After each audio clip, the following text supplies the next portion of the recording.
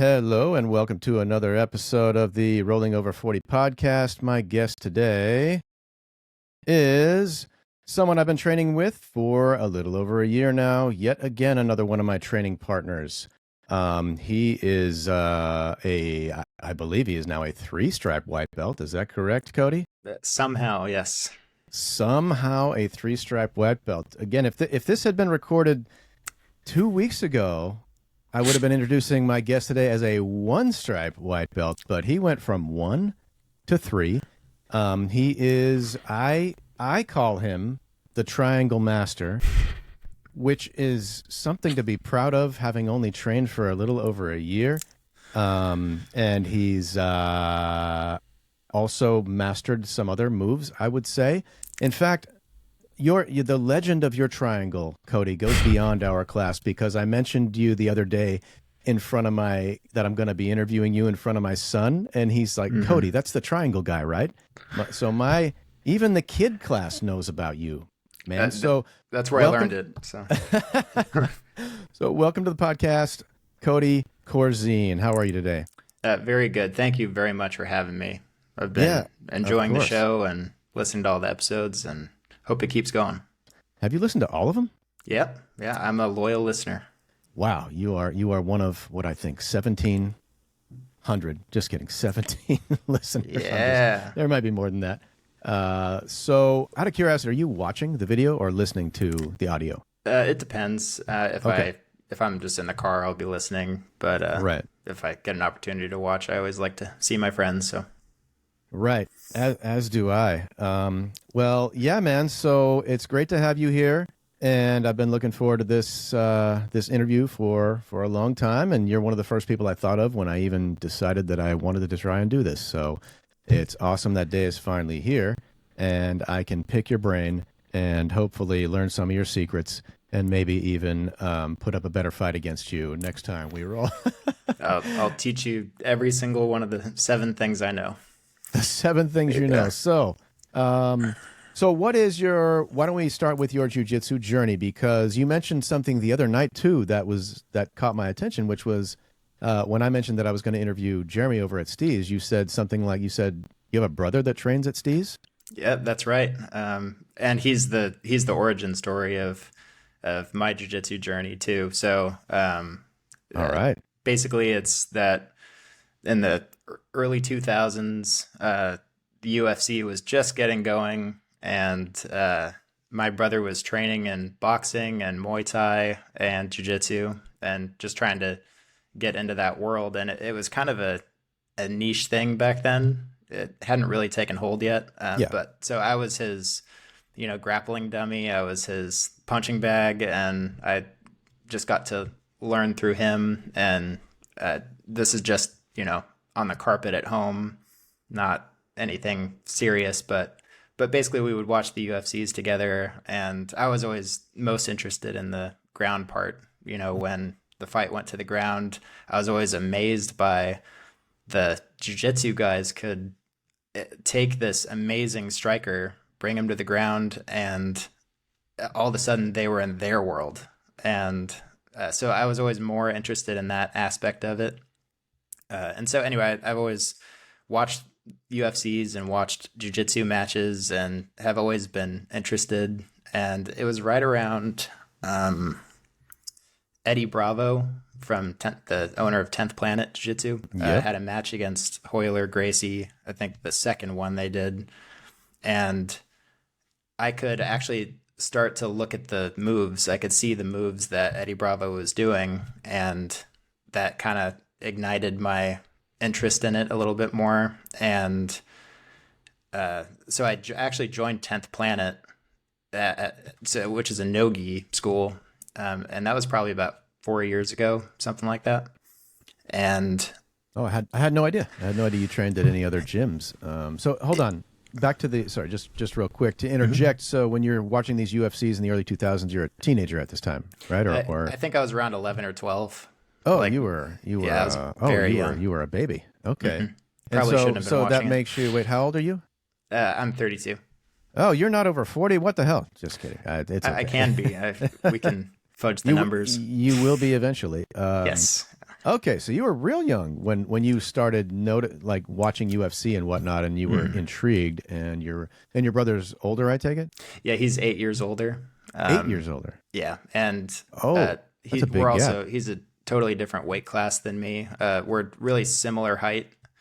He's a little shorter, but he's just a big, strong, athletic guy, and he probably could have been a football player if he wanted to. And so we have very different styles I see. too. And I think that's part of the benefit is I got to, defend myself against somebody who was much bigger than me at the time. And it really helped. So your jiu-jitsu training story starts when you were, I guess to me, it's like, hold on. So you've been learning how to defend yourself against a much bigger opponent since you came out of the womb. I mean, you had an 8-year-old big brother who's 8 years older than you and bigger than you. And he is beating you up all the time. And then he's training, boxing and all this stuff. And the whole time you're smaller and way younger. So, okay, that probably at least gave you a slight bit of an edge. Yeah, maybe, right? I think so. Yeah.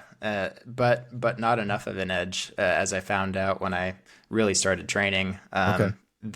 So I went to 10th Planet and was just getting destroyed. And, their beginner class, I think we would do leg locks. We would do, I remember they had us diving for guillotines from the top, inverting and rolling underneath, and it was just way too much, way too soon. So now, why 10th Planet? I mean, if your brother had experience, did he recommend it or no? So this kind of goes back to that Eddie Bravo match I saw with Hoyler. Oh wow, yeah, that was way back. Yeah, and it was kind of right after there that I was just interested in that style, and so that's really why I picked 10th Planet. It was close by where I work, and so it just made sense. But ultimately, I only went there for 3 or 4 months. It wasn't a long experience before I went, this is just not the place for me.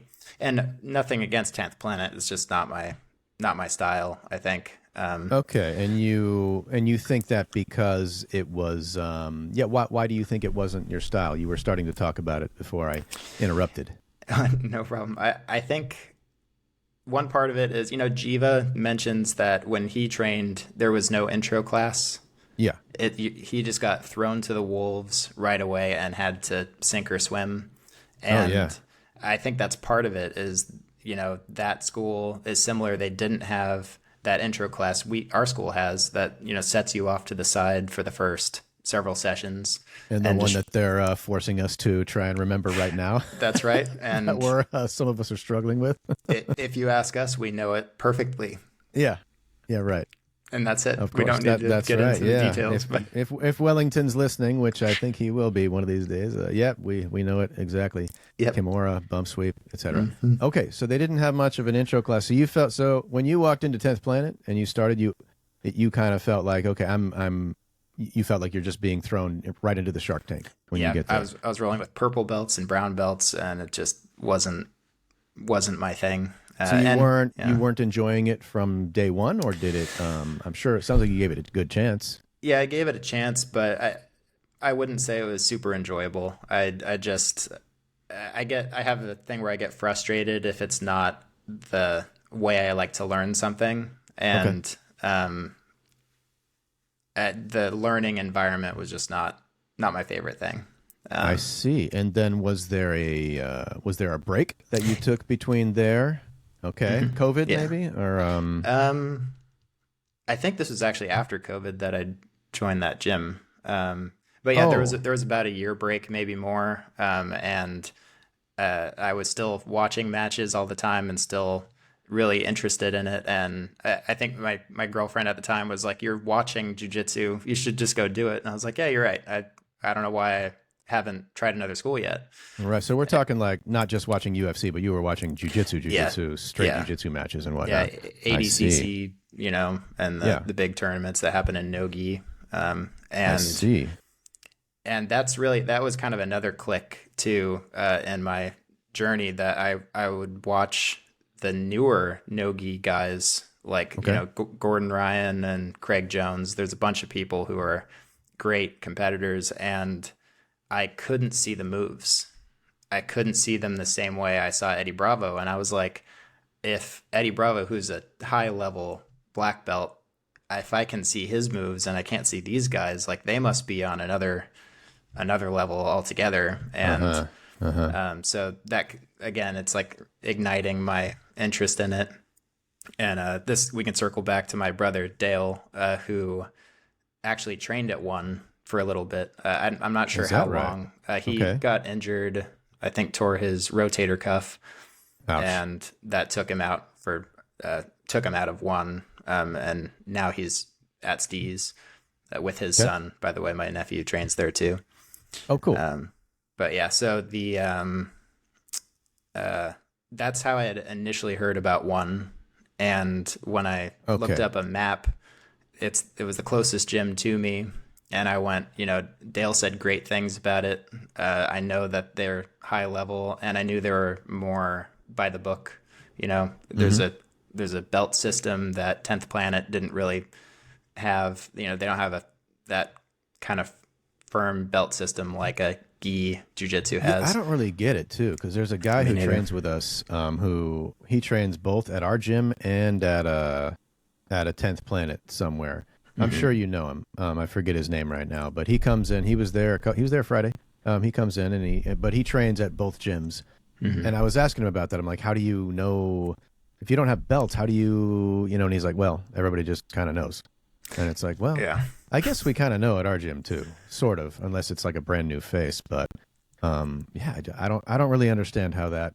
I don't really understand how it would work if you can't just look around and see all the belt colors and kind of be able to rank people that way. They have rash guards that have the color of the belts, but when I was there, nobody wore them. Like every now and then I'd Okay. see one, but So like when you were rolling, you said you were rolling with purple belts and stuff right away. How did you know they were purple belts? They just told you, or they well, they, a couple of them I asked, and Okay. one of them that he had a purple rash guard, and I assume that was not by choice, but because he was ranked. Oh yeah, I'd Yeah, wear the they damn. have I'd like wear the damn thing if I had a purple for sure. I wouldn't want to hide that.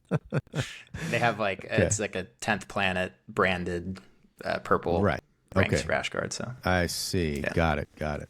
Okay. So then you said about a year. It was about a year between when you stopped going there and when you so when you stopped going to 10th Planet though, did you like right away were you like, okay, I need to just find another gym? Or it sounded like there was like, I'm just done with jiu-jitsu or for now, and then it took some time for you to decide to go again? yeah, Like to go like to one? somewhere in between, I'd say. Okay. I thought maybe this way of learning because there is not like an instructor at 10th Planet anyway who's really like showing you the ropes. I went, maybe the learning curve is too steep, and Okay. maybe it's just not for me. But the interest was always there. Okay. So I never really gave up on it. Right. But then I found out at one they have an intro class, and so my first class I instantly went, this is a completely different environment. Yeah. They're actually teaching us positions. They're walking us through the basics, and Yep. so that was so helpful. And I was a fan of one right away. All right. Yeah. Yeah. Okay. And then why didn't you out of curiosity, why if your brother was training, was he already training at Steez at the time? Not yet. So Not yeah, yet. Okay. my nephew got into it. I think right after me. Yeah. Well, my brother put my nephew into jiu-jitsu right after I went. And I'm not Okay. sure why Steez was chosen over one. But maybe it was closer, which it would be funny because it's literally right next door. But Yeah. so I'm not sure what made him decide to go to one. Decide to go to Steez. But anyway, so he started a little bit after me from one, so that I didn't even know of Steez at the time. Oh, I see. Okay. And so he And so your brother, just out of curiosity, he was really into. I mean, for a long time now, he's been really into all of the martial arts. Did he compete in like MMA? Yeah, he fought. He had 3 MMA fights that I know of, Wow, and really? That's a big deal. yeah, yeah, and he did a bunch of like smaller. I think they called them smokers, just like smaller tournaments and smaller. It would just be like a one-off fight at a bar that they just have a little venue in, and Yeah. yeah, so And these are like kind of UFC rules, I take it, just kind of yeah, that kind of thing. roughly that kind of rule. Okay. And then so it sounds like your brother kind of had dreams of maybe taking it to a professional level, like UFC level for a time there. Yeah, probably for a time, and the people at his gym went on to continue with that, and he got to know some of the players in the world. Chael Sonnen, the UFC fighter. Yep. My brother was friends with him, and so I think it was just the environment he was in and the friend group he was in too. I see. Chael Sonnen is the him against Anderson Silva, that fight where Chael Sonnen and Anderson Silva won, right? The first one is where that was the one where it was like, oh my God, somebody is dominating Anderson Silva for an entire match. Yeah. Obviously, spoiler alert until the end, but Right. Okay, well that's legit right there, man. So And a good marketing campaign for jiu-jitsu, because it was a triangle choke at the very end. Absolutely, yes, absolutely. So speaking of the triangle, good transition, Cody. That's what I'm here for. I mean, that is definitely part of what you're here for, I have to say, because so you started around the same time as Mark and I mentioned in the first episode, and you're, for the listeners that don't know, I respect how humble you are. Our guest today is an extremely humble guy, and he's very, very nice guy as well. And but of course, jiu-jitsu teaches you humility. But you've done a remarkable job learning the friggin' triangle, among other moves, for how for how long you've been training. Because for you to be, I don't know how long you'd been training when somebody came up, one of the instructors or more came up to you, and you told me they said they told you to start working on other parts of your game. Because and that blew my mind. I mean, that would be like, I feel like that's like the biggest compliment one of our professors can give us is, it's like, I can't imagine one of them coming up to me and be like, okay, Connor, we get it. You're dominating with the arm bar. That arm bar of yours is awesome. Time to work on other parts of your game. And I know it didn't go like that, but still, that's a big compliment coming from our instructors, I think. So what's your secret, Cody? How did you master the triangle? Well, to start off, I don't know if I've mastered anything at all.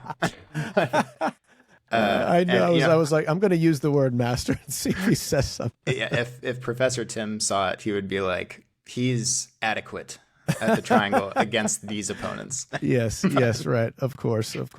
But did you watch videos? Did you go out of your way to study, I really want to get good at this move, and so I'm going to do it, or did it just kind of happen? So specifically with the triangle, there wasn't really a lot of instructionals. Now, okay. I have invested quite a bit in instructionals, and I spend a lot of time watching instructionals, taking notes. It's kind of a way to, how our coaches have curriculums for every week. Yes, I try to have a target for every week, something I'm going to be trying to work on, or it might be a month that I'm going to be focused on this. Okay. So when you say, hold on, back up, you say instructionals, you mean like YouTube videos and so these books, are the website's called BJJ Fanatics, and they have a ton of great black belts and great instructors that have content. And so I bought one initially because I mentioned I watched a Gordon Ryan match and couldn't see any of the moves he was doing. So I was familiar with him, and I was familiar with his coach, John Danaher, who's a huge name in jiu-jitsu. And I always liked the way John Danaher talked about jiu-jitsu and taught jiu-jitsu. And so when I bought this Gordon Ryan instructional, I saw that he has the exact same mindset, the same way of thinking as his coach. And so that it made me get a few of Gordon Ryan's. So I have a few of his instructionals. Okay, and sorry, the website is just for our listeners. It's BJJ Fanatics, right? Yeah, BJJ Fanatics. All right, I see. And so, okay, when you say a lot of, you've invested a lot of time, like, are we talking like, like a couple hours a week you'll spend watching these videos and literally taking, like by hand, taking notes or typing notes or whatever? I usually use like the iPhone notes or the notes in my iPad. Okay. That's one way of doing it. I created a little form too that I could fill out and timestamp things if I needed to. So I could say, this instructional at this time, that's the grip that I was looking to focus on for this week, or whatever it is. And then there's a process of like watching the actual instructional, but there's also taking the information from the sessions that we have. So if I have a night where I go, I did this well, I didn't do this well, I'll focus on what I didn't do well. I might focus on what I did well too, but I'll pick a couple things, go find that area of the instructional, and then go back over it. And so it's just that kind of process where, I'm striving to learn something, but I'm also taking what I've already tried too, and just kind of keeping that cycle going. I see. So sorry. When you say like class, like when we have our night class, you will go home that night and take notes on what was good, what was bad, and then you'll kind of look up in the instructionals on BJJ Fanatics and say, okay, I didn't. Wow, no kidding. That's usually. I initially started with again. I made a form that would, like in Excel, so I could just write down what we did that day. What did we learn? What were the big concepts? What were the really technical small things that Professor Tim, whispered in my ear when he was walking by? And how did the rolls go, and who gave me a hard time? Why did they give me a hard time? And basically just write it all down. And then my other brother got me one of those jiu-jitsu journals, which basically does the same thing. So I've kind of transitioned over to that now. Jiu-jitsu journal? Is it just like a regular little notebook? Yeah, it's a little notebook, and it is basically 2 pages per session, and you just fill it out, and it's pretty helpful if you're that kind of person, if you like doing that. And you said this is your other brother. How many brothers do you have? 2. So your other brother is in between you guys, I take it? Or yeah, in between us, and he's not a martial arts guy. But okay, I see. All right. Well, this picture is all coming clear now, Cody. You're a very good student, because I mean, as you know, I'm a teacher, and I tell my students all the time. I do know that. It's like, I tell them all the time, I'm like, hey, what we do in this classroom, we're connecting, we're having a good time, you're getting it, we're practicing. But when you walk out that door, you need to go and study your butt off and study hard and practice, practice, practice. Otherwise, when you come back next week, it's going to be like this never happened. And so I feel like you're an example of a very good student, whereas I am doing nothing outside of, like, to me, it's like, okay, I just don't know. I mean, it's hard for me to believe I could write something down. And okay, I mean, if it's math, like I teach, practice the equation, study, solve. But if it's like something physical like jiu-jitsu, it'd be hard for me to make the connection between taking notes and writing things down and somehow making that translate into physically being able to do it when I go next time. But obviously I would say that's very much working for you, and that it has something to do with why you got 2 stripes at once the other day, which is just awesome, man. Oh, there's also the bribe that helps. Yeah, right.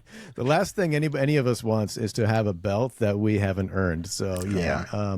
So what? Yeah, tell me about that though. So that night, I was there that night. The funny thing is, I was there the night, but I didn't notice that 2 stripes were put on your belt at once, because when I saw you a week later, I'm like, wait a minute.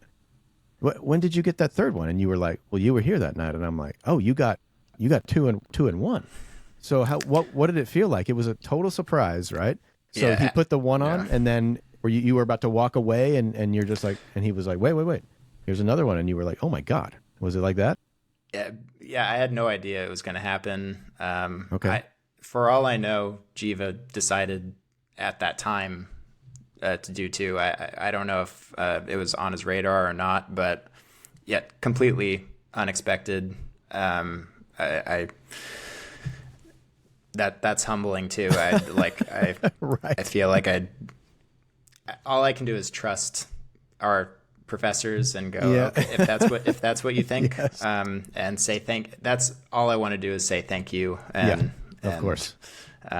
He asked me how long I'd been training when I walked up. Okay. And I told him a year and a half, and Yeah. and then he put two on, and that was it. Right. Right. Yeah. So how does it feel? Like like when you stepped on the mat the next time you went in and you're like, oh, and you look down and you're like, that's right. I'm stepping on this mat with 3 stripes rather than 1 all of a sudden. What was that like? I mean, you kind of know what it's like too. Like when the stripe is on your belt, you go, oh, okay. Well, there's a little more expectation now. There's a Yes. little more. I feel responsible. I feel like Right. I need to perform at a certain level, and also it's weird. A jump like that is strange because the people who were who were a level above me, now I'm peers with them. Or maybe, there were 2 stripes above me. All of a sudden, right. All of a sudden I'm peers with them. And Sure. that's an odd feeling too. But I mean, in my mind, they're still above me. They're still more knowledgeable than I am. Right. But yeah, it was totally unexpected. Right. Well, I mean, congratulations, by the way. But Thank from you. my perspective, which is a pretty, which is not a very impressive one, you very much deserve it. Because I remember when you got that stripe, I'm like, oh, thank God. I don't like being the same rank as Cody, man. And then now that you're 2, it's like, oh, thank God. Yes. Okay. Now I have an even better excuse. But yeah, like even the other night, dude, when Fernando, I could not believe it when we're hanging out after class, and Fernando's like, he said to you, yeah, I've never tapped you. And Fernando had just finished tapping me 4 times, I think, in a 4-minute round. Like, That guy, and it was man. just an eye opener to me. And it was like, and that's just what this sport can do, I guess. But it can be discouraging and frustrating when I think the last time or 2 I went against Fernando, I kind of felt like I was holding my own better than the times before that. But then this time, to go from those 2 times to this last time was like, oh God. And it just made me realize, if I were to take notes like you, my note would be my top game needs work. Like I'm not very proficient at like being in someone's guard and breaking out of it. Like as we talked about after class, I still don't even know I didn't even know that my hand's supposed to go closer to the waist than the neck yeah. when I'm doing that. How do I not know that? But, I'm just a little bit more comfortable on bottom game on my back. Me too. You too? You would say the same thing? Yeah, same thing. I'm Okay. more comfortable in guard. And it's also hard because as our cohort is rising, it's going to be harder to learn that. The punishment is going to be even stronger than it was, 6 months ago. And I'm noticing that right now. Like breaking people's guards has become a real problem now. It's not like it was 6 months ago. It's already harder, and everybody's guard is much more dangerous now. And so, yeah, I feel like that's part of the problem. That's Problem, yes. and It's a good Fernando, word. by the way, if he hasn't tapped me, it's because our rounds are like 1,000 miles an hour. Just I feel like I have to fight as fast as I can and try to stay a step ahead, which is very hard to do against him because it's just attack after attack after attack. Yeah. Yeah, I mean, absolutely right. I mean, it went from my round with him was, it was one of those where it's like I felt like I'd been having, again, this is just how jiu-jitsu goes, I guess. But until I went against Fernando the other night, I was like, I'm having a good time. I'm having fun. I'm doing all right here, And then here comes Fernando. How many times have we mentioned that poor guy's name in this episode? Yeah. And it was like, it pretty much felt like going against Coy. Like just instant armbar followed by, okay, reset, instant triangle, okay, reset. Oh my God. Like that was, yeah, it was one of those, and I'd be lying if I didn't say it. It was one of those kind of discouraging, moments where it's like, wow, Mhm. okay, I've really got some work to do here. But, trying to make that discouragement turn into motivation. Well, and it's a style thing too. And some people's styles are harder to, they're gonna not match well with yours, or that maybe they'll match very well with yours. But his style is pretty, I would say, unique at our gym. Okay. There are people who are just as fast, but they might not have such a relentless offense like he has. And I think he just has, to my eye, he has that competition mindset. Right. It's just natural for him, and Yeah. and he'll be able to speak more on it, obviously. But that's what Yeah. it seems like to me. When Is when that he comes on the pod. yeah, yeah, yeah. But yeah, I think that style thing is important because it's interesting how when you go, if you hear your friend talk about having a round with someone else Yeah. and they have a totally different story than maybe you have with that other person. And Yeah. it's interesting when I hear, I've heard Mike has a great guard.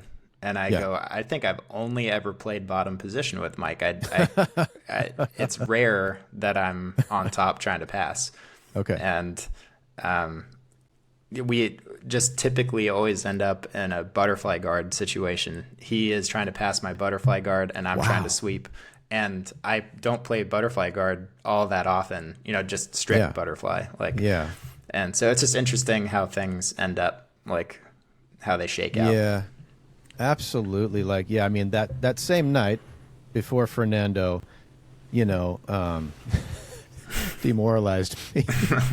Before that, I had gone against a blue belt that I had never gone against before, and it was one of those where it's like, oh, I feel pretty decent about this because I don't have much of an attack. Like I do, I feel like the main thing I have that's gotten better is defense, and one thing that I'm comfortable is like half guard. That's really all I feel semi confident about. So, but what I want to be better at is taking that half guard and doing something with it. So what I've been working on ever since you came more at me from half guard and you taught me that that's a thing, I've been trying that a lot with no success yet, and I'm not giving up. But I mean, I just haven't been able to lock that one in yet. But I feel like that day is coming. But against this blue belt, and it's a blue belt, so what are you going to do? I had him in my half guard, and for some reason, maybe he was being nice, but I felt like he was working pretty hard. I mean, he couldn't get out of my half guard. Like I had his leg cinched in between. I had my one knee up, my other, the half guard, right? Yeah. And I'm trying to do stuff, nothing's working, but he was trying to pass it as well. And it was like a 4-minute round, and I feel like for 3.5 of those minutes he was in my half guard, which is like, I felt decent about that because he's a blue belt. Hey, good defense. But at the same time, it's like I need to kind of start. Like I feel like if the instructors were ever going to tell me anything, it'd be like, okay, Connor, you got to start doing something from that half guard. It's good that you've got it, but it's time to start stringing together some attacks. Maybe try Kimura, and if that doesn't work, try this, and if that doesn't work, try this. So I don't know. Maybe I can hire you to take notes for me. I'll send you all the ones I have if you want. But yeah, no, that's a great place to be if you are going.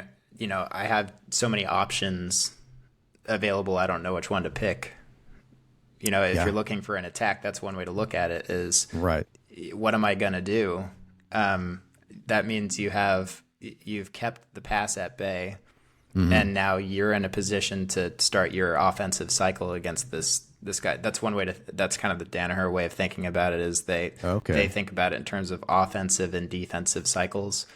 Okay. So you generally want to be in an offensive cycle the whole match.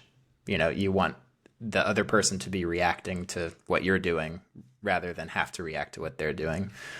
And, really? You want to be in an offensive cycle the entire match. This is the Danaher thing.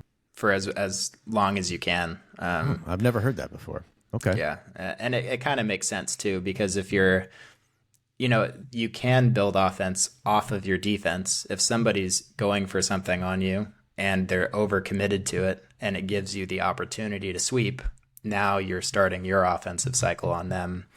But that's still what it's about, is trying to convert to you deciding what's going to happen next, and not the training partner, you know? Yeah, that makes sense. That makes sense. And that's an area where I definitely need to work on. So speaking of that though, like what are you, with all your notes and whatnot, what are some things that are in your notes lately? Like what are you working on right now? It sounds like you're always working on something specific. So what would that be right now? So there are specifics and there's details, but I guess I can take it to the white belt focus is still it's going to be submission defense, pin escapes is another one. What escapes? Pin escapes. So pin escapes. Side control, mount, head and arm, any pin. Escaping from that. You mean escaping from that? Okay. Guard retention is another huge focus. And then I like to add, the last two are, for me, are intuition, building it. Do I have a feel for what I should be doing here? Whatever position it is, having a feel for where it's going to go, where it could go, what I should be doing. And then my last one is trying to be a good training partner. I feel like I'm still learning, trying to tailor my reactions to my training partner to give them the best round they can have and give me the best round I can have. Sure. Yeah. Sure. And so in terms of what I'm working on right now, I have you caught me at a weird time because I decided to compete April 12th. Hey, I was going to ask. Yeah, I figured that question would Congrats, come up. man. Wow. That's exciting. And so had you been planning to, or what, or was it a recent decision? How did this come about? Yeah, it was a recent decision. It was always looming that, I felt like I needed to compete. I think I've had maybe 10 conversations with Jiva, and 9 of those conversations are him asking, when are you going to compete? And no kidding. Yeah, he's constantly asking me, and I always have an excuse. I always say, I'm not ready yet. And he goes, no one's ready. And so what really did it is I saw Human's performance, and did you go and you actually watched it? I watched it online. I didn't go, and it's actually a regret of mine. I wish I went and supported him and watched him, but and I haven't heard his podcast with you yet. I can't wait to hear it, but I'm sure he tells this Thursday, Rolling Over 40. Check it out. This Thursday will be nice. Oh, and there's a sneak peek on Instagram now, but I'll oh, cool. Yeah. Oh yeah. We'll talk about it. I just did that today. But okay, so it was so sorry, you said you watched his fight and that was part of the motivation? Yeah, and is his will release first, right, before ours? Yes, just so I don't give anything Thursday. away. Yours. This one should be the following Thursday. Okay, good, because so I want that to be finally getting ahead. Oh, you want to be after Human? Well, yeah, it's his story to tell, so I don't want to spoil it. But of course, right. But basically, he broke his hand. Yes. In his second match. Yep. And then did 2 more matches. Yep. With a broken hand and took gold. Yep. And I was so proud of him. I knew he could do it, but I was so proud of him. And I just have to, I have no excuse. I need to compete, this guy did it with a broken hand, and, I got to get in there too. And, okay. So, yeah. But is this something, so Jiva had been asking you, but I mean, and you've been into UFC and MMA and all that. So before Jiva started, asking you over and over, and before this Human fight, there must have been a part of you that was like, I'm going to compete one of these days. Yeah. Yeah. Like I said, it was looming. It's on my radar, but honestly, it's not my mindset. That's not why I'm interested in jiu-jitsu. And I don't really have the killer instinct. I don't really have that need to, that the aggression. I don't think I have that very much. So that's been the hardest part of this, is I'm trying to find that within myself. I'm trying to figure out how to frame it in my mind so that it's healthy competition, but I'm not going to get, bulldozed by some guy who's trying to put, a notch in their belt with my blood, so to speak. Hey man, when I'm stuck in your triangle, it sure feels like you got the killer instinct to me. So I don't think you're going to have to dig that deep, but I'm sure you're going to do a great job, man. You've got what it takes. So what's all right? So take us through what's your. This is what, 6 weeks away roughly, and what's your training plan between now and then in terms of the competition? Upping the intensity of the rounds is the first thing. So I've already started, trying to. I don't really take rounds off anyway, but I've been trying to keep the pace a little bit higher. I'm focusing on points now, which I never really did before, and it completely changes the landscape when you start counting points. Okay. And you go, this guy's technically ahead, so I have to be doing something right now. And so that's another change. But I've also paused the learning new things. I'm not focused on learning anything new right now. I'm trying to just hone what I already have, and game plan is a loose term, but and you don't have to, obviously, because your opponents are going to be Googling Cody Corzine like crazy between now and then. So don't give away too much here, or I can just plan to release this in May. No, that's right. So, okay, but you're just trying to up the conditioning, it sounds like, for sure. And, thinking a lot about points. Right. And, but yeah, I'd ask you about, I'd love to know your strategy, but again, I don't want you to give away too much. That's fine. Basically, I'm somewhere in between under preparing and overthinking. I'm not sure where I am yet, but, I can already tell as I start to write, my game plan and what am I going to do here and here, it's already going off the rails and getting too detailed. So I'm trying to boil everything down to kind of one phrase or maybe one word for each position. For example, right. When it's standing and it's time to do a takedown, my mindset or my phrase is going to be hustle till you score. That's a Danaher thing. Okay. So if the guy gets me in a double leg or a single leg, it's not over until one of us is on top. And so that's the phrase there. If my guard gets passed, it's reclaim. I'm going to be reclaiming guard and fighting to reclaim. If he's passed and he's trying to get side control, block the crossface. That is what's going to be on my mind. And so basically that's what I'm trying to build. In terms of my specific offensive game plan, I just wrote what I'm best at, because I don't think I'm good at anything, but I could write what I'm best at. So whatever that means.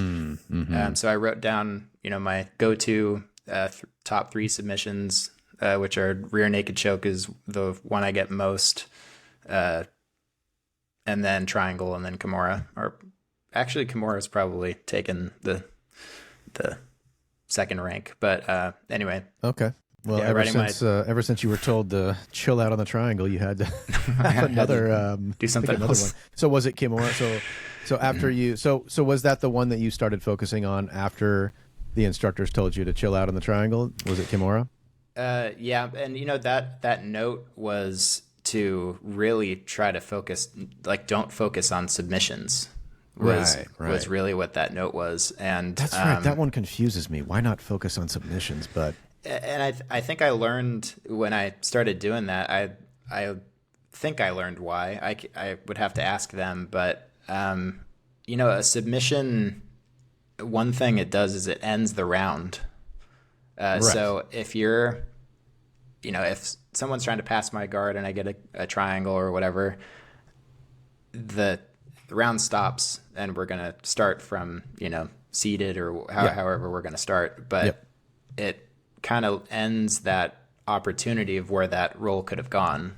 Any position we could have ended up with after that, we have to start at square one again. And I might have learned more if he actually got past one of my legs, and now I'm in half guard. And Right. so I think part of it is keeping the rounds going, keeping as much time focused on every position I can rather than just ending the round. I think that's one thing it does. Also, not going for submissions. Submissions do more than just end a match or end a round. Again, white belt here talking, but To another white belt. I think submissions, just the threat of a submission changes the landscape a little bit. If you're trying to pass someone's guard, but they are trying to submit you actively, it changes your passing game. Yeah. You have to Completely. go a different route. Yeah. And so just the threat of a submission is a thing on its own.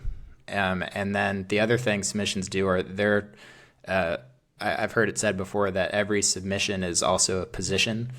Mm-hmm. And the Kimura grip is a good example because that is a submission, but it is a great control position also. To just control the arm like that, you mean? Yeah, it's essentially a 2-on-1, and they have their posture broken. Yeah. So you can do a lot of things with a Kimura grip if you don't actually go for the Kimura and finish it that way. There are a lot of things you can practice, and which will be one of my game plans if I end up in, this is specifically if I end up in half guard with that Kimura grip. I'm also trying to pommel in my butterfly hook on the knee shield side. So whatever. When you're in half guard, you mean? When you're in half guard. Okay. You can pommel in a butterfly hook and use that Kimura grip to sweep. Okay. So to sweep over back this way. Yeah. Aha. Aha. Is that something you learned at one, or is that a Danaher? That's a Danaher, Gordon Ryan instructional. Okay. Okay. Yeah, I wouldn't have known that, but interesting. You've done, it's crazy. It's very evident when talking to you. I mean, when rolling with you, it's quite evident, I guess. But when with talking to you now, it's very it's evident how much research you have done and how much research you do, and how just hey, you're a white belt here, but extremely knowledgeable for a white belt, I would say. Coming from another white belt, what the hell do I know even? But well, I mean, you've done a lot of research, clearly. I think part of it comes from I don't think I am a natural at it. Okay. I don't feel like I'm a natural at it. I don't think I'm super athletic or really athletic at all. I don't have. I'm not really strong. I don't have body weight on my side to, passing is one of these situations where the technique really matters because I just don't have that crushing force. I don't have I also don't typically like to crush people. I like to be a little bit more polite than that. But anyway, technique I feel like really matters. So I feel like I need to do that work because I don't have some of the things other people might naturally have. The competition mindset is another one. Right. Yeah.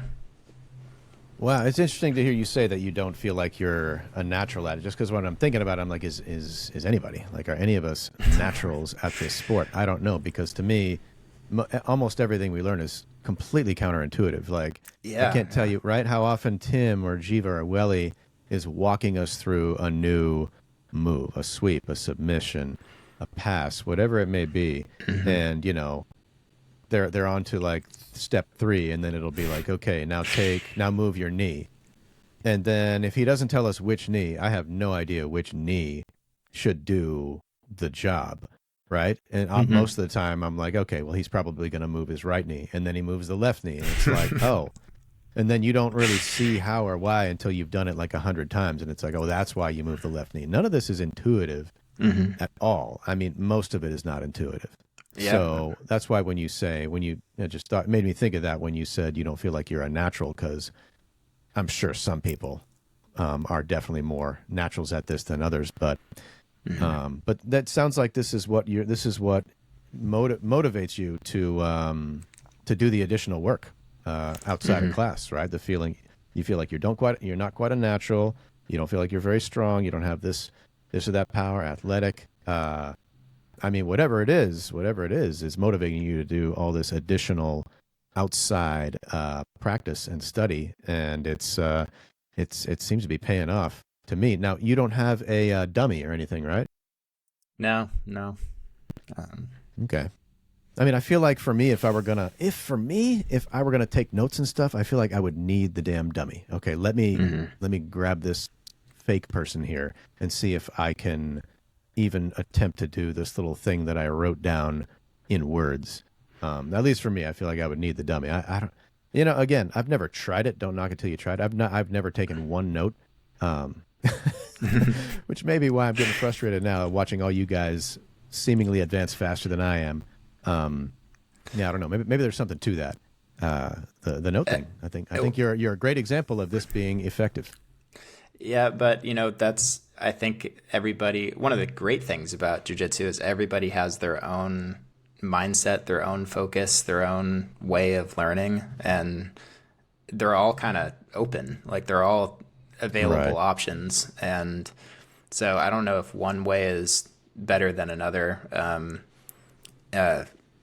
And my brother, I mentioned he trains too, and he has a totally different mindset than I do. Also, I would categorize him in that more natural athlete. He has a wrestling background too, so that I doesn't think, hurt. Yeah, I know. How many people like that we train with go, I wish I had done wrestling in high school. Like I. Pretty much all of us wish we did wrestling in high school or had a wrestling background. Absolutely. So you and your brother then, since you mentioned him, how often do you guys, I don't know, chit chat about jiu-jitsu and talk about technique and whatnot? Is that a common thing? Yeah, we get to talk all the time. And I've only gotten to train with him once. I got to go to Steve's one time. And so we've only sparred once. And I think we were both trying to be polite. So I don't know. Oh, really? I thought it might be the other way around, you guys being brothers and all, that you're both trying to kill each other. But I take it, is he a black belt? I would take it. Oh, no. He's a white belt also. A white belt? Yeah. I thought he's been training for like 20 years or something. He's been training forever, but it's on and off, different gyms, different places. Okay, and so not like consistently for a long time. Not consistently. I see. Okay. Yeah, that's interesting. So, yeah, I mean, it's true. We all have our own different styles, and we all have our own different ways of learning. But I would just say, like, you're not the first person that I've talked to at the gym who does the whole note-taking thing and the research outside of class. It seems to be a pretty common theme. But I think last summer was the first time I was talking to a purple belt, and he was mentioning notes, and I was like, notes? What are you talking about? And he's like, oh yeah, I take notes. I'll text you the notes after class. And it was his note on the phone. I had to scroll like 3 times and let it flow. And that was after one class of notes. And it blew my friggin' mind. I'm like, this is a thing. This is not like, he's not messing around here. And this is, I mean, no matter what, however you learn or don't learn, that's certainly got to help. So it's something that I think maybe it's time for me to consider taking the occasional note. So you might be inspiring me to do that. Well, and even more than the note taking is, I think, watching jiu-jitsu really helps. Maybe not even matches, but if you can find instructionals from people you like or people you've heard that are good, you're not going to be able to do the thing that they're saying, but knowing of it, I believe that really helps. And my analogy would be like, so I play guitar. That's one of the things that one of my obsessions in life. And I see it as like listening to music. If you listen to music a lot and you listen to guitar players a lot, you're not going to be able to play what you hear, but of it. You've heard that riff before, or you've heard that thing before. Yes. And I think that sits in your brain somewhere.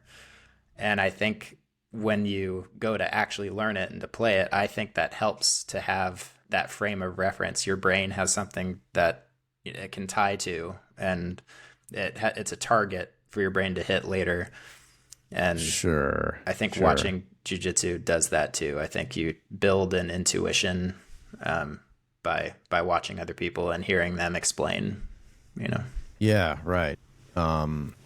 Yeah. No, that's a really good point, and that's something that I don't do. I don't watch jiu-jitsu matches. I'll do the occasional podcast here and there and listen to people talk about it, or I'll watch the occasional video. But I don't know, for some reason it gives me anxiety. Like when I watch stuff like that, I'm like, and then it makes me feel like, I'm supposed to be doing this or I'm supposed to be doing that, and it just stresses me out. To where it's like when I'm not there, I just want to relax. When I'm there, I'll go all out and do everything I can. But when I'm not actually training, I just want to chill. So, but we're getting close to the end. So a couple of last questions. How many days a week have you been, like, I know you're probably training. Are you training more days a week now because of the upcoming competition? Yeah, I've been trying to do 4, and I'm sure people would say you should be doing, 9 or 10 or 37 a week.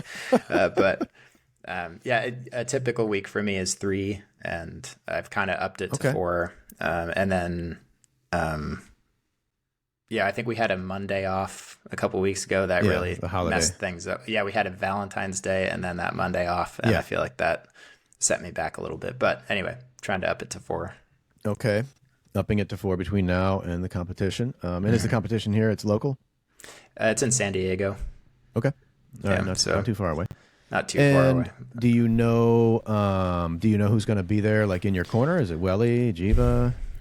No, and I haven't really told them yet. I see. Yeah, there was another, I think IBJJF was yesterday and today, actually. Oh, and, Mike. I know Mike's there. Yeah, Mike's there. I can't wait to hear how Mike's doing. Yeah, me too. So I know they've had other things to focus on, but as we get closer, I'll find out who's going to be in my corner, and yeah, right. I'd be happy with anybody in my corner. They're all so great. Absolutely, man. That's so exciting that you're on your way to do that. But on to the last question, which if you've ever seen this podcast, it sounds like you are familiar with the question I ask everybody at the end, because there's people out there listening who have never done it before. But there's, I guess, now that I'm thinking about this question, it's like I'm specifically talking to the people who have been wanting to do this, have been wanting to try jiu-jitsu for a little while and have been hesitant and just aren't sure about it.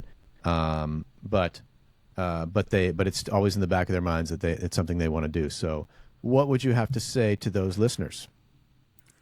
This is, I knew you were going to ask this question, and I still don't have a great answer for it, but I think because my answer is go do it. Like, don't, put that out of your head. Any hesitation you have, if it's because you don't know where to train, pick a place. And if you're local, come to our place. Then it's everybody's so great. But if you have interest in jiu-jitsu, it's even better than you think it is. In my experience, there are so many more benefits than there are. And part of it is the people you're going to meet. Like the people I've met at one, that's the real reason I keep coming back. It's not just because we're, learning every day and it's fun to train, but the people are just the best. And you're going to be, part of a community that everybody has everybody else's best interests in mind, and we're all here to help each other. And that's a huge thing. That's a huge benefit. So I would say pick a place, pick a class, go do it, and you're going to love it. Yeah. And just to tag on that, absolutely. I mean, in terms of like the people, it's like, I couldn't have imagined how much fun this would be socially for me. And, I wish so basically I love it, hanging out after class for those few minutes and just chatting about all the rolls we just had, which unfortunately my kids wait up for me every time. So I have to race home so that they'll actually go to sleep. But if I didn't have to do that, It's like just yeah, those moments where we're hanging out after class, chatting about all the rolls we just had. We're all like exhausted and sweating and tired. Hmm. Yeah, there's just such as we've mentioned in previous episodes. There's such good vibes and great camaraderie. And yeah, Jiva. One of my first nights there, the first night I went in, I decided to do it after many years, and I was absolutely terrified. I probably had my heart was probably pounding through the roof, and I knew the gym. My son had been going there for a while, and Jiva, I'd seen him and all that stuff. But yeah, Jiva just marches right up to me, and all of a sudden I see him coming towards me, and I'm like, oh god.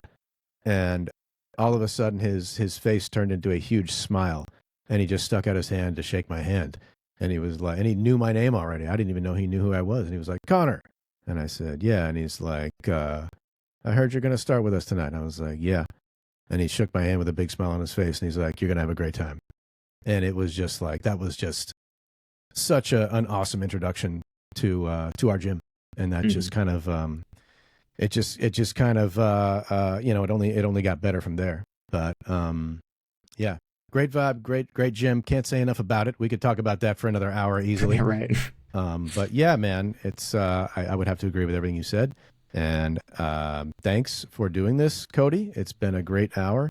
And now I've learned how you've become so awesome at all these things, and that is with a ton of freaking hard work, in addition to all the hard work we do at the gym. So congratulations on everything you've accomplished so far, and I'm super excited for your competition for you. And yeah, thanks again for doing this, man. Thank you for having me, and you're too kind. I think I have a lot more to learn, and you help me learn every day. So every day we're there. I need to retool my game every time we roll. The last roll we had, I think you shut down my triangle. You shut down my Kimura. You shut down. I feel like I don't know how hard you tried in that triangle, though. Knowing you, I think I was trying. I think I okay. need to retool my game for you. Unfortunately, that's very flattering, man. From you, that's very flattering. So thank you for saying that. Sounds good. Well, shit. See, that's the problem. I know you've taken notes after our last roll, so and you've got a new game plan, and I don't. So I guess we'll see how you submit me next time. I guess that's what we'll find out. I'll need to come up with an 8th thing to learn. Too kind. Awesome, man. Well, let's wrap it up, and I'm gonna end the thing, but don't hang up yet. Okay. All right, you got it. All right. Thank you. Yep.